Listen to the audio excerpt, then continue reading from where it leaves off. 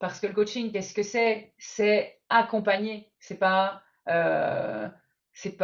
orienté, dire tu dois faire ci, tu dois faire ça. Non, c'est vraiment aider les personnes à se réveiller, à aller chercher au plus profond d'elles-mêmes tout leur potentiel, parce que on a tous un potentiel illimité.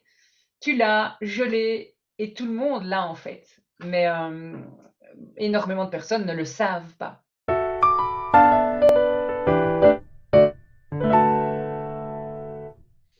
Bonjour à tous et bonjour Nathalie, parce qu'aujourd'hui je t'accueille sur ma chaîne YouTube.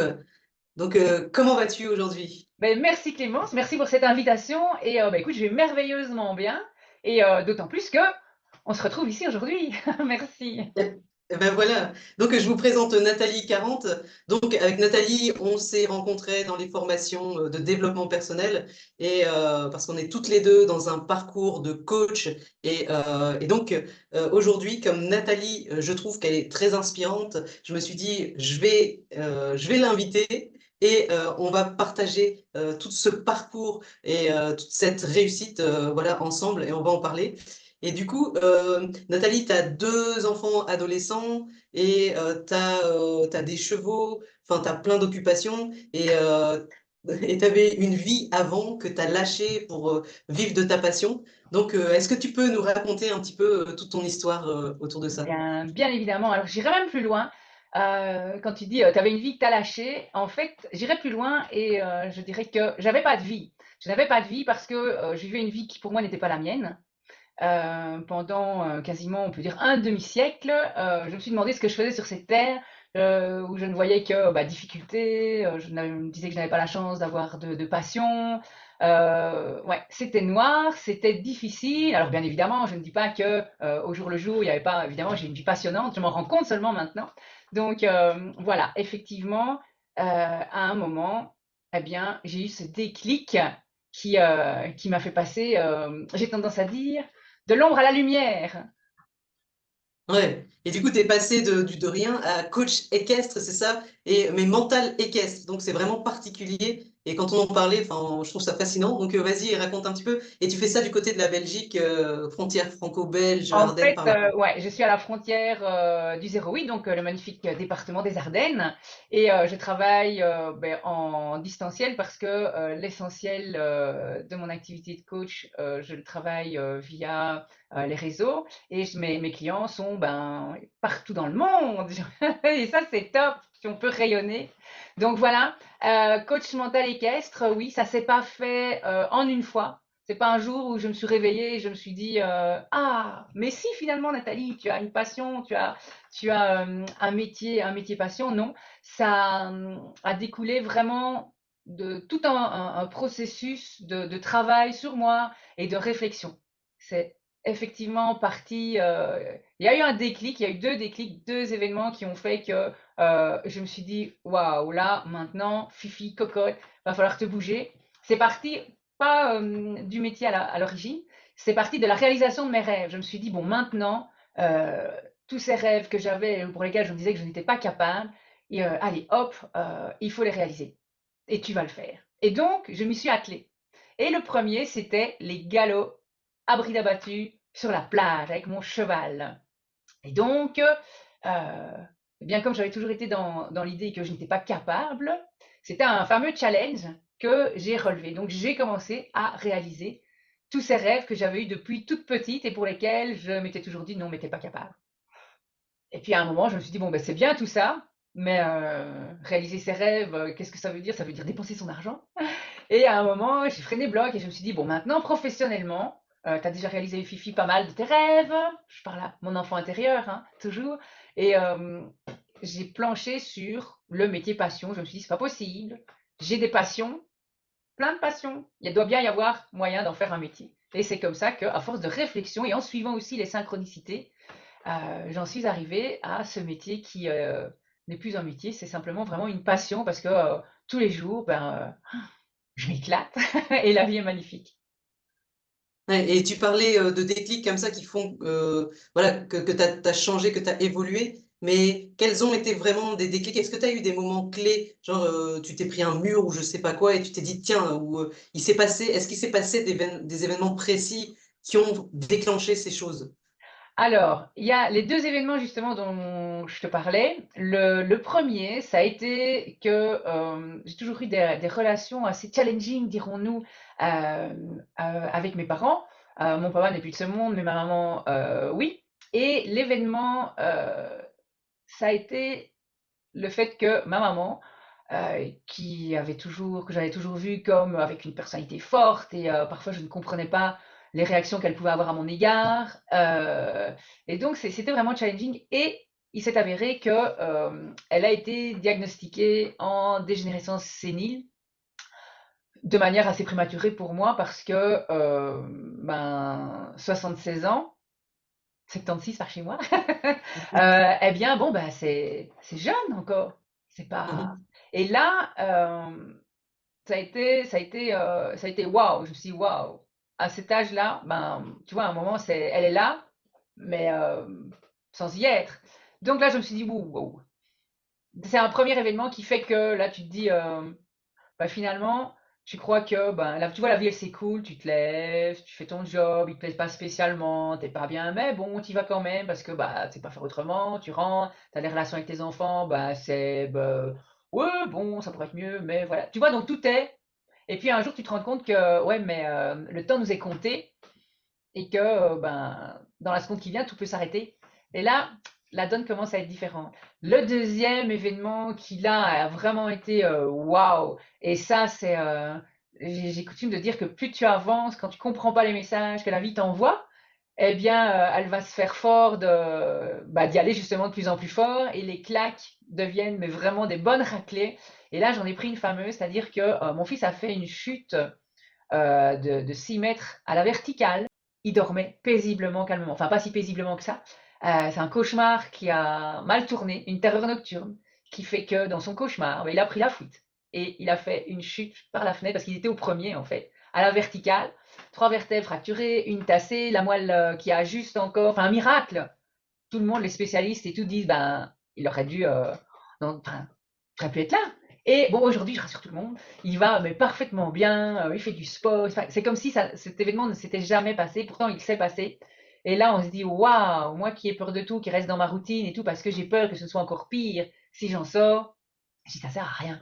Avoir peur, ça ne sert vraiment à rien. Donc voilà, c'est ces deux événements-là qui ont été crescendo et qui se sont vraiment suivis de peu, qui ont fait que justement, à vraiment quasiment un demi-siècle, comme ça fait depuis toujours, j'ai dans l'idée que je mourrai à 100 ans. Tu vois? Donc j'étais à la moitié là, tu vois? Et donc il me restait la Ouais. moitié. Et je crois que la vie s'est dit, bon, maintenant on va bien la secouer. Et elle va y aller.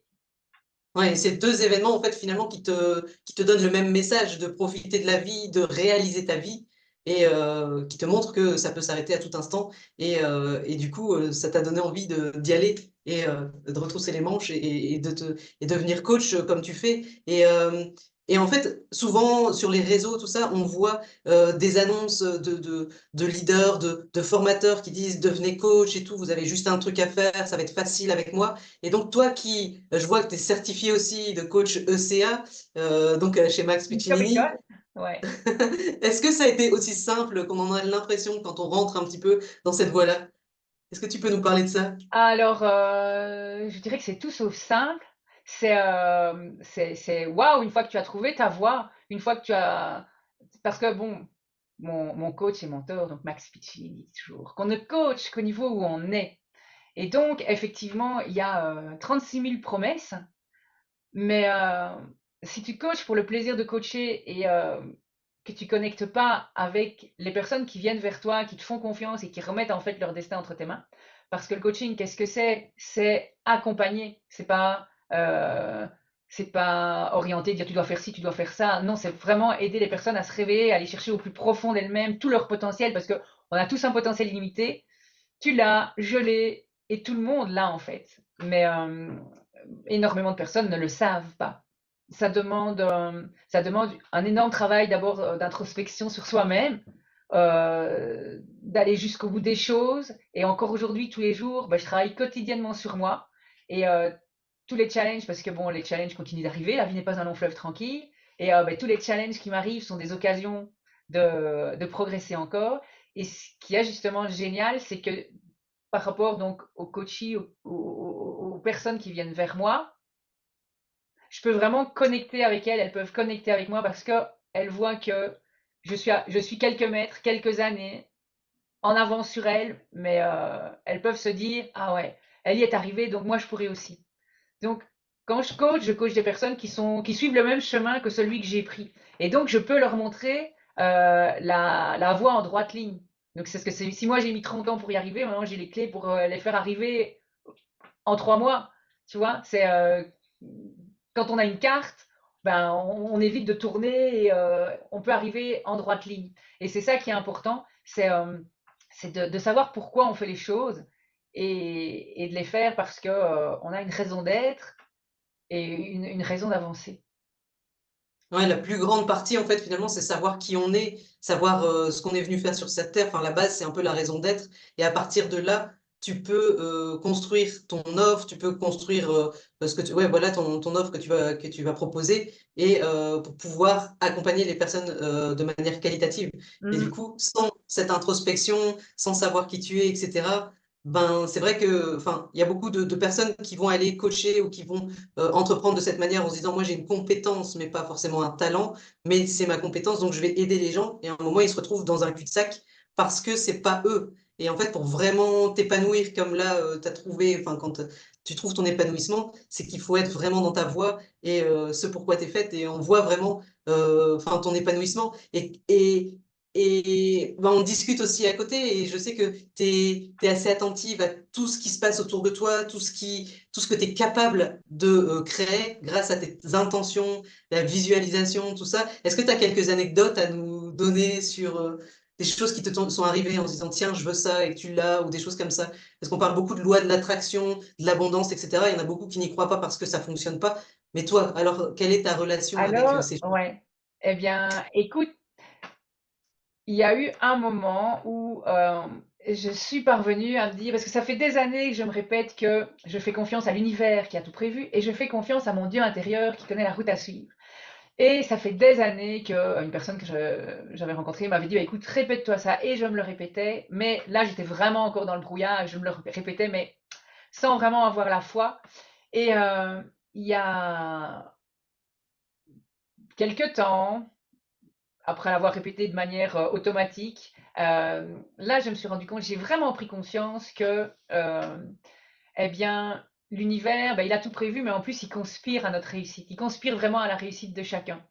Et ce qui a, à un certain moment, c'est vrai que je me suis retournée sur mon passé et je me suis dit, bon, je suis toujours en mode encore angoisse de est-ce que ça va aller, comment ça va se passer. Et je me suis retournée et je me suis dit, waouh, finalement, durant toute ma vie, j'ai regardé toutes les fois où j'ai stressé, où je me suis inquiétée, où j'avais l'impression que ça n'irait pas, à quoi ça a servi? À rien, puisque je suis arrivée là où je suis aujourd'hui. Si j'avais vécu l'instant présent à chaque instant, j'aurais profité de ces 50 premières années et j'en serais arrivée où je suis aujourd'hui, parce que c'est pas la peur qui m'a amenée où je suis aujourd'hui. Et donc, quelques anecdotes me demandais-tu. Eh bien, donc quand je me suis dit, bon, maintenant, je vais trouver ce métier passion, ça a été le jeu de essai-erreur, pas erreur, mais essai, ça. Donc, je me suis dit, bon, alors, c'était vraiment un travail. Ah, Nathalie, t'adores les animaux, plus spécifiquement les chevaux, parce que, justement, pendant des années, je pensais que j'étais pas capable de monter à cheval pour X et Y mensonges que je me racontais. Donc, je dis, ah, les chevaux, et quoi? Et puis, il y avait aussi, tu vois, aider les gens. Et, ben, par exemple, quand j'étais sur une voie qui n'était pas, c'était pas de mauvaise voie, mais c'était pas vraiment ça, la vie se chargeait de m'envoyer des messages. Donc, par exemple, j'ai une fois une dame, donc je m'étais lancée dans, je m'étais dit, ah, je vais travailler, j'avais fait une formation en équimotricité, c'est-à-dire donc un mélange de psychomotricité et de travailler avec les poneys, de jeu avec les poneys. J'avais fait une formation, j'avais fait une page sur Facebook où j'avais expliqué qui j'étais, pourquoi je faisais ça, et un jour, j'ai une dame qui m'appelle et qui me dit, voilà, j'ai fait, avant, je travaillais les chevaux, on m'amenait des chevaux difficiles, et j'arrivais toujours à trouver le truc avec eux, et à arriver à mes objectifs, et tout s'arrangeait. Et j'ai fait un burn-out, et maintenant, je n'y arrive plus. Je n'arrive plus à travailler avec les chevaux, ni avec les poneys, mais j'ai une petite fille, je lui ai racheté un poney, donc je voudrais que vous vous occupiez du poney, que vous vous occupiez de ma petite fille, et ceci, et ceci, et ceci. Et, puis et là, je me dis, mais Nathalie, c'est pas tout ça que tu dois faire. C'est coacher cette dame qui avait le potentiel et qui l'a toujours, sauf qu'il y a une trappe qui s'est fermée et elle pense qu'elle ne l'a plus. C'est aller faire péter ce schéma limitant et lui permettre de faire tout ça et de vivre tout ça avec sa petite fille. Et donc, c'est comme ça que je dis, ben, la vie t'envoie des signes et si tu poses des actions et que tu continues d'avancer, eh bien, ben, la vie, y a tout y a tout qui se met en route et qui conspire justement à ta réussite. Et donc voilà, j'ai très souvent, tu vois, bon, à un certain moment au début, donc quand j'ai commencé, bah, je fais des conférences en ligne. Et donc tout au début, ben, c'est tout un travail de préparer ces masterclass. Il faut comprendre comment les systèmes informatiques fonctionnent. Il faut aussi savoir comment transmettre ton message, parce que quand on est derrière une caméra, c'est pas la même chose que quand on est en direct. Et à un moment, j'étais arrivée vraiment à un découragement où je me dis, waouh, quoi. Ça faisait des mois que je travaillais parce que c'est pas venu comme ça. C'est jour après jour, sortie de zone de confort après sortie de zone de confort. Et là, au moment où vraiment je me dis, bon, ici, c'est le dernier, parce que. Et là, ce jour-là, donc je le fais parce que tu vois, tu dis, tu as fait de la publicité, il y a des gens qui sont inscrits, qui comptent sur toi et qui seront là, donc tu vas le faire. Et puis après, bon, bah, il faudra se rentrer il faudra passer à autre chose. Et là, tout à coup, à la fin de la conférence, de la masterclass, tu as la cliente qui n'est pas encore cliente, la dame qui achète ton accompagnement et qui te fait confiance et tu te dis waouh. Et ça c'est un message vraiment de la vie qui dit allez vas-y, c'est la vie, c'est comme ça, la réussite c'est hop hop hop hop et puis et tu crois que tu y es presque et puis hop tu tombes et puis tu remontes. Et donc ça m'arrive, mais je vais pas dire tous les jours, et ça arrive à tout le monde en fait. Et l'idée c'est vraiment de garder les yeux grands ouverts et de pouvoir saisir ces signes et se dire ah ouais. Et là, tu dis, hop, c'est reparti. Ouais, c'est ça, être attentif aux signes, avoir la foi, comme tu disais, Ouais. et pas lâcher, jamais lâcher, même quand tu es au bas de la courbe, là, comme on dit, la vallée du désespoir, ben, après ça va remonter. Et du coup, ouais, jamais lâcher, ça c'est une grande clé. Et Parce que la vallée du désespoir, on y retombe souvent. Hop là. ouais, ben, ça fait comme ça, c'est un peu comme une courbe de la bourse, ça fait ça, mais ça monte toujours, au Parce que final. c'est ça, tu vois. C'est ça qui est top, c'est que au départ, tu vois ça comme une vallée du désespoir. Et à force de travailler, parce que moi, j'ai continué évidemment, comme je le disais encore tous les jours, tu arrives à travailler sur toi au point de dire, OK, à un moment, tu voyais ça comme la vallée du désespoir. Et ici, maintenant, j'arrive à me dire, ben voilà, tu vois, c'est un moment de latence. C'est un petit peu comme quand tu es en hiver, où tu as l'impression que fait gris, il fait moche. Enfin, voilà, tu as l'impression que l'été, il reviendra jamais. Mais si. Et en fait, l'automne, l'hiver, c'est juste des saisons où la vie est extrêmement active et où la nature est en train de préparer le renouveau. Et s'il n'y avait pas cette période de latence, justement, il n'y aurait pas ce renouveau possible, il n'y aurait pas toutes ces Oui, fleurs, tous ces fruits, etc. Et c'est ça la force, à force d'avoir travaillé sur soi, d'arriver à se dire, c'est pas le désespoir, ce que tu es en train de vivre pour le moment, c'est juste une période d'intégration, même si c'est des événements ou quoi qui sont difficiles. Et c'est ça qui est important aussi dans le coaching, c'est de pouvoir justement, quand les personnes que tu accompagnes, pouvoir leur dire, leur faire comprendre que faut pas lâcher, faut pas justement se désespérer, que c'est juste qu'elles sont à un palier et qu'elles sont juste au moment de passer à l'étape supérieure. Et donc, c'est toujours passer des moments de challenging et de friction. Et ça fait, t'as l'impression parfois que tout va exploser, mais non, hop là, tu passes au niveau ouais, supérieur et puis c'est reparti. ouais, c'est ça. Et du coup, ouais, donc aujourd'hui, tu es coach mental équestre. Et du coup, est-ce que tu peux nous parler un petit peu de ce métier? T'apprends du coup aux cavaliers à faire quoi, comment caisse? Raconte-nous. Mais écoute, la première chose en fait que je leur apprends, c'est à voir tout le potentiel qu'ils ont déjà en eux. Parce que les personnes qui arrivent à moi ce sont des personnes qui ont déjà énormément investi au niveau de leur savoir-faire.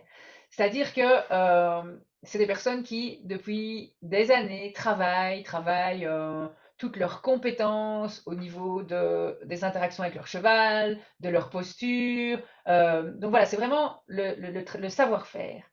Et à un moment donné, tu vois, d'avoir travaillé encore et encore, ils ont suivi des cours, des formations, des séminaires, ils ont un potentiel énorme en eux. Ce qui bug, simplement, et pas simplement, parce que c'est le plus challenging, en fait, c'est le savoir-être. Donc ils ont tout ce potentiel en eux, et ce qu'il y a qui bug, c'est que au niveau de l'énergie, au niveau de ce qui rayonne, eh bien, il y a quelque chose qui coince. Et le cheval est un magnifique révélateur des failles que chacun peut avoir en soi, que ce soit par exemple, ce qui revient fréquemment, c'est le manque de confiance. Et donc, c'est la partie visible de l'iceberg, en fait, le blocage avec le cheval. Et on n'arrive pas à atteindre son objectif. Et on se dit, mais enfin, mon coach, par exemple, y arrive, et pourquoi pas moi? Et le fait d'aller travailler son savoir-être, parce que le cheval, donc, c'est un révélateur, on le sait, même si on n'est pas dans le monde équestre, parce qu'énormément de personnes maintenant travaillent au niveau équicoaching, équithérapie avec le cheval. Les sociétés font venir leurs salariés pour travailler leur leadership. Donc voilà, il y a énormément de personnes qui n'ont rien à voir, qui ne sont pas passionnées de chevaux, qui n'ont aucune intention de monter à cheval. Et donc ces personnes sont mises en contact avec le cheval pour évoluer. Parce que le cheval est un miroir et il reflète aux gens ce que les personnes leur envoient. Et c'est un miroir, mais avant d'être un miroir, c'est une éponge. C'est-à-dire que il a une sensibilité, il ressent des choses. Enfin, tant qu'on ne s'est pas plongé sur la question, on n'imagine même pas tout ce que cet être peut ressentir. Donc, il sait avant nous si on est bien ou pas bien. Donc, tu peux arriver près de ton cheval, dire ah, moi j'ai fait de la méditation, j'ai fait de la respiration et je suis bien. Mais si au fond de toi, t'es mal, même si tu te rends pas compte, ton cheval il s'en rend compte, tu vois. Et donc, voilà, c'est ça qui est super important en fait. Et, et donc, c'est le savoir-être. L'énergie que tu rayonnes, être bien avec toi-même, ressortir la confiance en toi et se dire, bah oui, je peux y arriver. Si mon coach peut y arriver, moi, je peux le faire aussi parce que j'ai le même potentiel que mon coach. Sauf que mon coach, il est plus avancé. Je parle pas de moi ici, je parle du coach équestre proprement dit, tu vois, qui est sur le Ouais, terrain. en général. Mhm. Et donc voilà, ça vient transcender et magnifier tout le travail qu'ils ont fait précédemment. Ah bah, c'est top, ouais. Donc, à partir de là, une fois que les cavaliers savent qui ils sont, ce qu'ils sont capables de faire, etc., ils peuvent tout faire exploser avec leur cheval, tous leurs objectifs, tout, Exactement. Parce et que au-delà du cheval même. vraiment au-delà du cheval, les progrès, donc non seulement ils vont atteindre leurs objectifs avec leur cheval, mais en plus ça va leur transformer la vie dans les relations et dans la manière dont ils mènent leur job, dans leur couple, dans leurs relations avec les enfants. Enfin, c'est waouh, parce que c'est comme un gros engrenage qui se met en route et il y a tout qui commence à tourner. Et je voulais parler aussi, tu vois, l'esprit, le mental est tellement puissant et on ne s'en rend pas compte. Et j'aime vraiment beaucoup parce qu'on en parle de plus en plus et on en fait de plus en plus, enfin, au même titre que les autres sportifs, tout ce qui est, bon, bah, par exemple, le paradressage, handisport, etc. Tu vois, quand tu vois ce que des personnes des personnes malvoyantes, par exemple, qui font un parcours d'obstacles, des personnes qui n'ont plus de mobilité tout dans les jambes, qui arrivent à faire des parcours de dressage. Et tu sais, toi, tu es là, tu as tes mains, tu as tes jambes, tu as ta vue, et tu te dis, oh non, je sais pas, oh non, mais oh, j'ai peur, oh non, je ne saurais pas, je ne saurais pas. Tu te dis, mais regarde ce que les autres font avec toutes ces capacités physiques en moins, et ils arrivent à faire ce que toi, tu penses et tu dis et tu affirmes que tu n'y arriveras pas. Et donc voilà, c'est vraiment un travail super important parce que on a ce que j'appelle l'ego, ce qu'on a en nous, tu vois, et cette petite voix qui dit ah non, mais non, non, non, non, ah, pas ça, surtout pas ça, reste bien comme tu es, tu vois.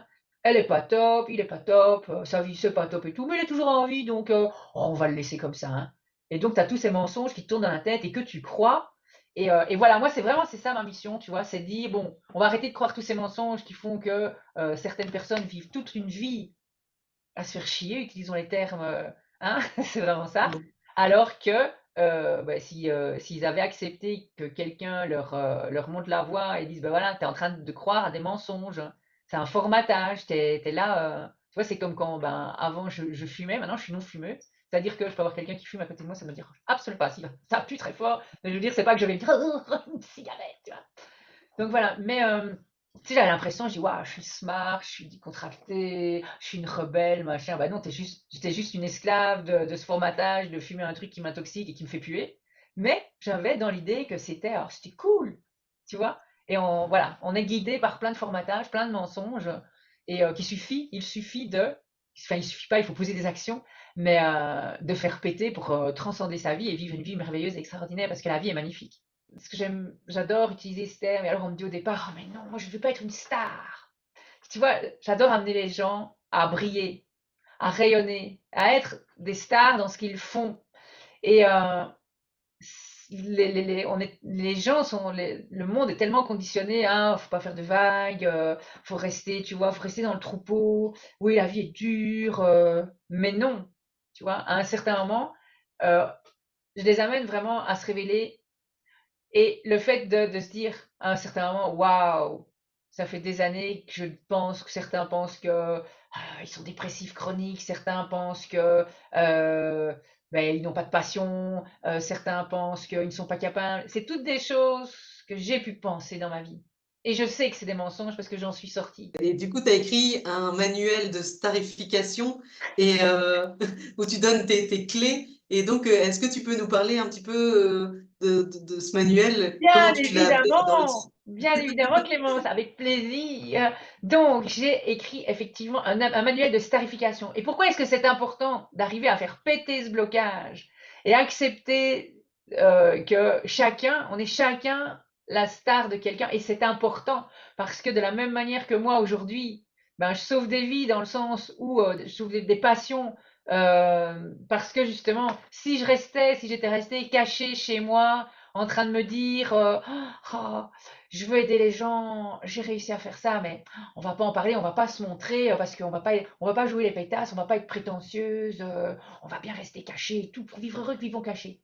Si j'avais agi comme ça, eh bien toutes les personnes qui m'ont fait confiance et qui maintenant sont heureuses dans leur vie avec leur cheval, bah, elles seraient toujours peut-être coincées dans un mensonge de je suis pas capable, j'y arriverai pas. J'ai encore eu un témoignage.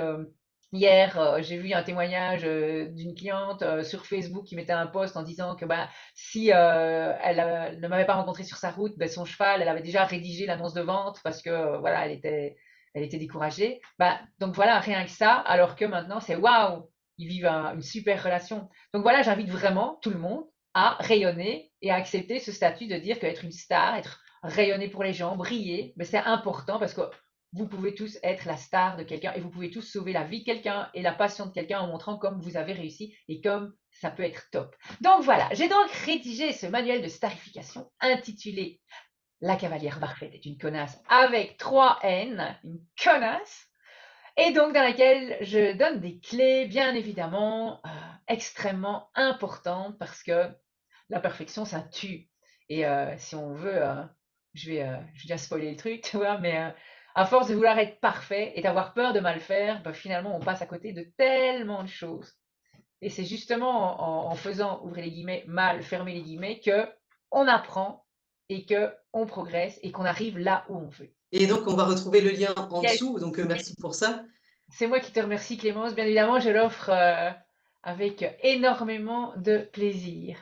Prenez le plaisir de le lire. Et donc, si vous avez aimé là, tout ce que Nathalie nous a partagé, n'hésitez pas à liker la vidéo et puis aussi abonnez-vous à la chaîne. Et donc, moi, de mon côté, j'interviewe les personnes comme Nathalie qui m'inspirent et qui donnent raison aussi à mon métier de coach qui est vous aider à trouver votre raison d'être, à trouver votre talent et ce que vous êtes venu faire sur cette terre. Donc, moi aussi, je vais vous laisser mes liens en dessous où je vais vous offrir aussi des clés. Et donc, n'hésitez pas à cliquer en dessous. Vous allez retrouver dans la description les liens qui vous mèneront vers toutes les activités de Nathalie pour la retrouver si vous avez envie de vous connecter avec elle. Et puis, les miens, bien évidemment. En tout cas, merci Nathalie pour cet échange hyper fructueux. Eh bien, merci à toi Clémence. Et tu viens encore de dire quelque chose d'extrêmement important, c'est le fait de prendre du plaisir. Et c'est vraiment ça le plus important, prendre du plaisir dans chaque chose qu'on fait. Parce que c'est pour ça qu'on est sur Terre. On n'est pas sur Terre pour souffrir, on est sur Terre pour progresser et pour être heureux et donc prendre du plaisir. Donc merci pour ce moment de plaisir que j'ai eu à partager avec toi dans cette interview. Merci. Allez, à très vite.